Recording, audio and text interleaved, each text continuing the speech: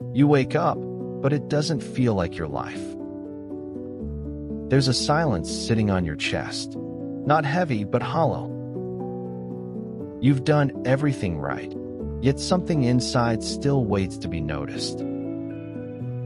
You move through rooms as if through mirrors, seeing reflections that never look back. Every smile hides a quiet ache, a question that has followed you for years. Who are you when no one is watching? What part of you still stands at that window, waiting to be seen? This isn't just memory. It's the return of the forgotten self. And this journey will take you back into the house of silence, where the light you lost is still waiting for you to remember. The house of silence. You wake up, but it doesn't feel like your life. There's a silence sitting on your chest, not heavy, but hollow, like a room that once held laughter and now only remembers the echo.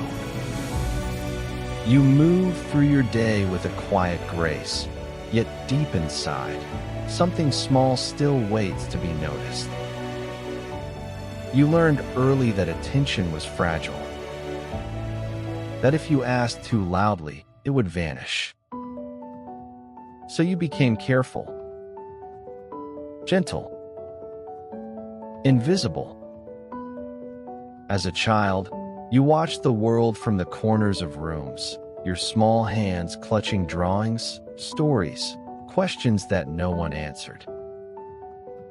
Every silence taught you a rule, that your joy was too bright, your voice too much, your needs too inconvenient. And so, you dimmed yourself to fit the dimness around you. But the body remembers what the mind tries to forget. The nervous system that once flinched from rejection still hums quietly beneath your skin. You enter rooms and instinctively shrink, even when no one asks you to. You love, but you brace for absence. You succeed, but you wait for it to be ignored. Inside, a child still tugs at a sleeve that never turned. And in that unacknowledged gesture, that tiny reaching, your soul learned its first wound. Not of cruelty, but of emptiness. It's strange how absence can shape a life more sharply than presence. The forgotten birthday, the unanswered question, the glance that never came, they carve invisible lines through your being. Lines that later become beliefs. Maybe I don't matter. Maybe love is earned by silence. You grew up inside that house of quiet, where affection was a rumor and acknowledgement a rare event.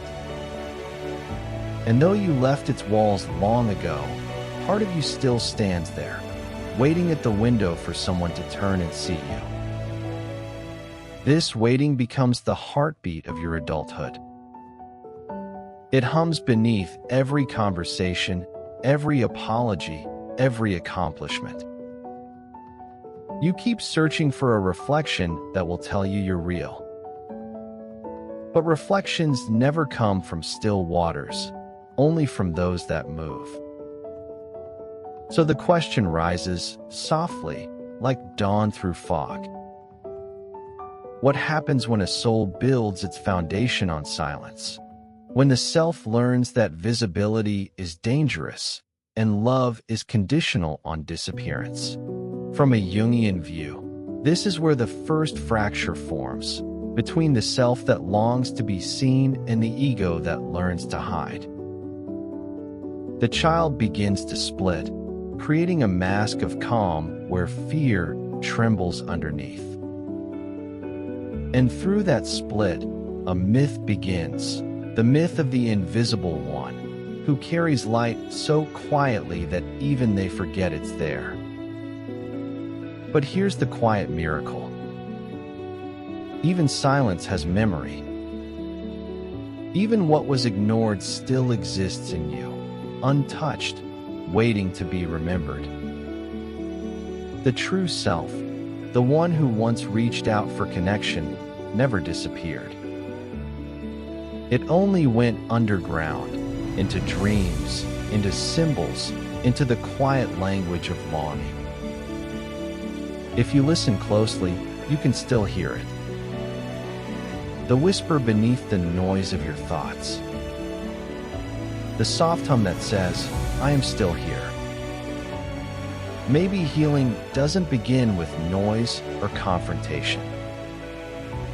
Maybe it begins with listening, not outward, but inward, to the echo that never stopped calling your name. Where on this inner path do you find yourself now? The fracture of self. There's a mirror you learn to stop looking into. Not the one in your home, but the one held in the eyes of others. As a child, you searched those eyes for reflection, for proof that you existed, but found only fog. And so, little by little, you vanished from yourself. When no one mirrors your joy, you begin to distrust it. When no one names your sadness, you start to believe it's wrong to feel. The self becomes a ghost wandering between worlds, present, but never fully seen. You learn to perform emotions instead of living them, to become what others can tolerate. In Jung's language, the ego is born through reflection. The child looks into the mother's gaze and finds form, finds I am. But when that gaze is absent, the ego drifts untethered, like a kite with its string cut. You build your sense of self from fragments, from achievements, from other people's moods, from the unpredictable rhythm of being noticed or ignored. The result isn't emptiness. It's confusion. You become both too much and not enough. You crave closeness, yet recoil from it. You long to be held, yet fear the weight of being truly known. The fracture widens with time, one part of you reaching out, another whispering, don't. You'll only disappear again. This is how the neglected child grows into the unanchored adult. Not broken, but divided. Your outer life functions, even thrives, but the inner one flickers, unsure which voice belongs to you. It's a quiet kind of suffering, the kind that hides behind competence and smiles. You may not call it neglect anymore. You may simply call it independence. You take pride in not needing much, in carrying everything alone. But beneath that independence lies a deeper truth, that self-sufficiency was never freedom. It was adaptation. It was how you survived the silence. The psyche learned, if no one will hold me, I will hold myself. And while this seems strong, noble even, it comes with a cost. You become both caretaker and orphan, both voice and listener, forever looping in self-containment. No wonder intimacy feels foreign. No wonder connection feels like walking on uncertain ground. Yet even this fracture holds intelligence. It is the soul's way of keeping you alive until you can face what was missing. Because one day, often when you least expect it, life will place before you a mirror again.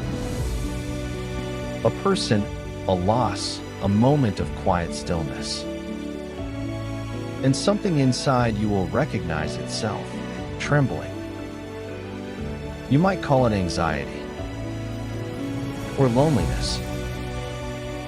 But underneath, it's the original self trying to return, the forgotten child knocking gently at the walls of your chest, asking, "Can I come home now?"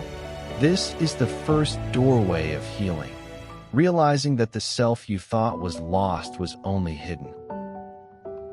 That the fracture isn't a failure, but a map. Each broken line leading you back to the places that still ache for acknowledgement. The neglected child did not die inside you. They became your shadow, not as darkness, but as an unlit room in the house of your soul. When you enter that room with compassion, you don't find weakness. You find origin. You find the first version of you, small, tender, waiting for someone to finally say, "I see you." And perhaps that someone is you. Masks of survival. There came a time when silence was no longer enough. You discovered that invisibility, while safe, was also lonely. So you began to build masks, quiet masterpieces of survival, each one crafted to protect you from the ache of being unseen. You became the achiever, shining so brightly that no one would notice the hollow behind the light. You became the peacekeeper, smoothing every conflict before it began, mistaking harmony for love. You became the listener, memorizing everyone else's pain so you wouldn't have to touch your own. Each mask earned you small moments of recognition, nods, approval, fleeting warmth, and for a while, that felt like love. But the masks were heavy. And over the years, you forgot where they ended and where you began. In Jungian terms, these are your personae, the faces the ego wears to meet the world. They are not false, only incomplete.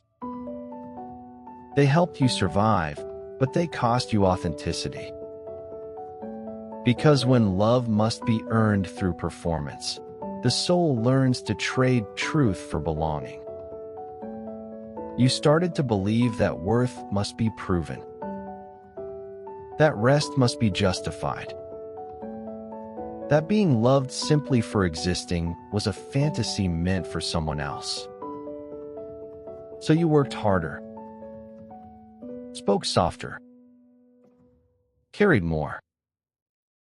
And every time you achieved, or helped, or soothed another, a small part of you whispered, "Will they see me now?" But visibility bought this way never lasts. It flickers, fades, demands more. Because what you were really chasing was not attention, but reflection, the gaze that says, "You don't have to try so hard anymore." And yet, you kept trying. You had to. To stop would have felt like vanishing all over again. So the achiever pushed further. The peacekeeper stayed quiet longer. The listener kept absorbing pain until it echoed louder than their own heartbeat. You became everyone's safe place, but your own. This is the paradox of survival. What once protected you now confines you. There's a moment, often small and almost invisible, when the soul begins to resist. You might feel it as exhaustion that no rest cures, or a numbness in joy that once felt natural, or an ache when someone says, "You're so strong," and you realize they have no idea how much you've hidden to deserve that word. In that moment, something ancient stirs within you, the self, patient and waiting, whispering beneath the noise of adaptation. It doesn't ask you to tear off the masks. It asks you to notice them, to trace the edges and ask softly, "What were you protecting me from?" And if you listen closely, you'll hear the answer. From the silence. From being forgotten. From the pain of reaching out, and finding no one there. Every persona was an act of love for your own survival. But healing means remembering that you no longer need to earn existence. You no longer need to disappear behind perfection or calm. You are allowed to exist without justification. A door opens inside you when you realize this. It doesn't swing wide, not yet. It creaks softly as light begins to spill in. The masks loosen. Your breath deepens. And for the first time, perhaps ever, you begin to feel the air of your own truth. The shadow of invisibility. You've grown now. You have words, responsibilities, perhaps even success. But sometimes, when the room goes quiet, you still feel that same small ache, the sense that you are present, yet unseen. The child you once were has not vanished. They walk beside you in every moment of hesitation, in every pause before you speak your needs aloud. You can see it in how you hesitate to take up space, in how you swallow words just before they escape your lips, in how you apologize for existing too fully. You may call it humility or restraint, but beneath it lies the same old pattern, the nervous system still bracing for neglect. Jung called this the shadow, the part of the psyche that holds what was once rejected or forgotten. For you, the shadow wears silence as armor. It whispers, "Stay small and you'll be safe. Don't need too much and you won't be abandoned again." But shadows grow restless when ignored.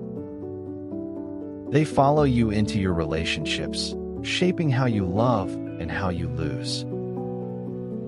You may cling too tightly to those who finally notice you, terrified they'll disappear if you blink. Or you may retreat entirely, keeping a careful distance so no one has the chance to turn away first. Both are born from the same root, the memory of being unseen. Because to be ignored as a child is not merely to lack attention. It is to feel erased, as if the world could go on perfectly fine without your existence. That belief burrows deep, becoming the quiet script that directs your adulthood. You might catch glimpses of it when someone overlooks your effort, and the sting feels larger than the moment. Or when praise comes, and you can't quite believe it's real. Or when love stands before you, and a voice inside whispers, "Don't trust it. It won't last." From a psychological view, this is your body remembering. Each cell still holds the imprint of early silence, the heartbeat that sped up when your needs went unanswered, the muscles that learned to tense in waiting. Healing is not about erasing that memory. It's about recognizing it when it rises and offering it compassion instead of shame. The world tells you to move on, but the soul doesn't heal by dismissal. It heals by attention, the very thing it was once denied. When you sit with your shadow, when you let the ache speak without silencing it, something extraordinary happens. The invisible begins to take form. You may start to dream differently. Doors appear in your dreams, mirrors fog, and clear, distant laughter returns. These are not random. They are your psyche's way of showing you what was hidden, your longing for reflection, your hunger for recognition, your birthright to exist in fullness. And yet, healing is rarely loud. Sometimes it's as subtle as finally noticing when you feel unseen and choosing not to shrink. Sometimes it's standing in a conversation and keeping your posture tall. Sometimes it's saying, "I need to be heard," and letting the silence that follows no longer define you. In that moment, you are no longer the ignored child. You are the witness, the adult self turning toward what was once too painful to face. And through that witnessing, the shadow softens. It steps forward, not as an enemy, but as a long-lost companion saying, "You finally looked at me." Every shadow only wants light. Not to be destroyed by it, but to be integrated. And as you begin to meet yours with gentleness, you discover that what once felt like emptiness was simply space waiting for truth to return. The remembering. Healing rarely begins with grand gestures. It begins with a whisper. A soft realization that the story you've been living was never the whole truth. Somewhere inside, beneath all the practiced calm and polite smiles, the child still waits. Not for rescue, but for recognition. There's a moment when you finally turn inward, and it feels like entering an old house you haven't visited in years. The air is still, the room's dim. But the walls remember your laughter. You trace your fingers across the dust, across old memories that never had words. And you realize, this house was never abandoned. You just stopped knocking. Jung called this process individuation, the soul's return to wholeness through the reunion of what was divided. It's not about fixing yourself. It's about meeting the forgotten parts and saying, "You belong too." The frightened child. The unseen dreamer. The one who learned to survive by silence. They are all waiting to be included in your story again. At first, it feels awkward. You don't quite know how to talk to yourself with gentleness. You try to celebrate a small win, and your old voice interrupts. "It's nothing. Don't make it a big deal." But then, something shifts. You pause. You breathe. And you say quietly, "No, this matters." That's how remembering begins, with defiance so small it almost looks like stillness. Every time you acknowledge your own feelings, you rebuild the bridge between the adult and the inner child. Every time you celebrate your own efforts, you repair the mirror that once reflected nothing back. Slowly, you start to see that acknowledgement is not self-indulgence, it's medicine. The very thing your psyche was starved of. And as you begin to give yourself what was once withheld, your nervous system learns a new rhythm. Safety. Trust. Presence. This remembering is not linear. Some days you'll feel whole, others you'll shrink again. But that shrinking no longer feels like failure. It feels like a reminder of where you came from. You no longer punish yourself for returning to old patterns. You simply notice them with compassion and choose again. The act of remembering becomes sacred. You start writing again, painting, singing, laughing, not to be seen, but because your soul is stretching. You stop apologizing for needing tenderness. You begin to trust that your emotions are not burdens, but messages. Each tear, each moment of joy, each trembling breath, all of them are proof that you are alive and learning to love again. In myths, the hero always returns home not with treasure, but with wisdom. And perhaps your wisdom is this, that even after years of silence, the self remembers its own name. You were never truly lost, only waiting to be called back into presence.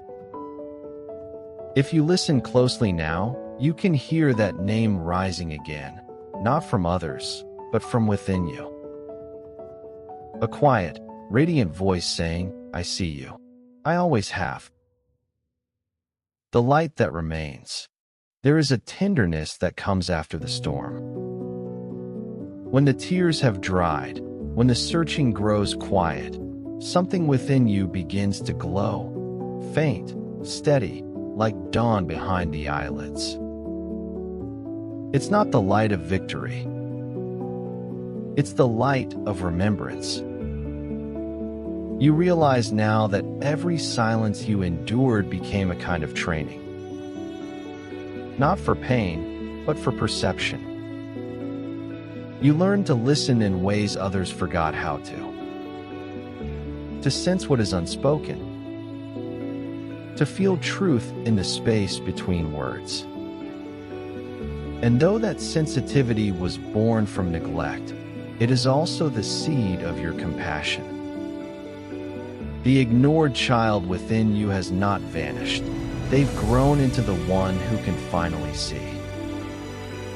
You are no longer the seeker of acknowledgement. You are the giver of it. The one who can sit beside another's pain without flinching because you know the terrain. You've walked it barefoot. This is what Jung might call the return of the self, when all fragments, shadow and persona, begin to orbit a single center again. The one who was split becomes whole, not by erasing the past, but by embracing it. You begin to see your history not as a curse, but as sacred ground, the soil in which empathy grew. When you speak now, your voice carries quiet authority. Not loud, not demanding, but grounded, like the earth after rain. People feel safe around you, even when you say little. Because you have made peace with silence. You no longer fear its echo, you filled it with meaning. And yet, healing is not an ending. It's a rhythm, an ebb and return. There will still be moments when you feel invisible, moments when old ghosts stir. But now you meet them differently. You turn toward them with gentleness and whisper, "I'm here." This is how the cycle ends. Not through perfection, but through presence. Because when you witness yourself fully, the need for external validation softens. Love stops being something to earn. It becomes something you are. And perhaps the greatest revelation of all, you were never truly unseen. Life itself has been watching you all along, through the trees that listened, the sky that waited, the dreams that never stopped calling your name. Even in silence, you were being shaped for this, the moment you'd learn to see yourself through eyes of compassion. Now, when you walk into a room, you no longer shrink. You expand, quietly, effortlessly. Not to impress, but to exist. You belong, not because someone said you do, but because you finally decided to believe it. The house of silence is no longer a prison. It's a sanctuary where the echoes have become songs and the shadows have learned to dance in the light. Take a breath. Feel that warmth in your chest. That's not hope returning. That's you, whole, witnessed, alive. You were never invisible. You were simply waiting to remember your own light. Which truth in this story touched your soul the most?